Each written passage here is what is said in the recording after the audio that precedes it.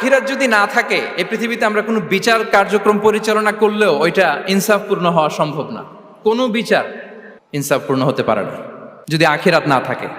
For an example, খেয়াল করে উত্তর দিবেন। একজন মানুষ 10 জনকে হত্যা করলো, কয়জনকে? সবাই বলুন, কয়জনকে? এখন তার বিচার করা হচ্ছে, বিচারের রায় আসলো ডেথ পেনাল্টি, মৃত্যুদণ্ড। কিন্তু তাকে কয়টা মৃত্যুর স্বাদ দেওয়া যাবে বলেন? হ্যাঁ, কয়টা? উনি মারছিল কয়টা? তো হয়েছে এটা, ও 10 জনের মারছে, 10টা প্রাণ হত্যার কষ্ট 10 জনকে দিল, কিন্তু ডেথ পেনাল্টিতে ওকে দেয়া গেল কয়টা কষ্ট? আখিরাত লাগবে না? কথা বলেন না কেন লাগবে না? ওই দিন সব হিসাব হবে, ঠিক কি না? প্রিয় ভাইরা, কোরআন আমাদেরকে এই গাইডেন্স দিয়েছে, আমাদের জানিয়েছে যে there is a life after death. আসল জীবন ওইটা যেটা মৃত্যুর পরে হয়। ওই জীবনের পরে আর কোনো মৃত্যু নাই, এজন্য সেটাই আসল জীবন।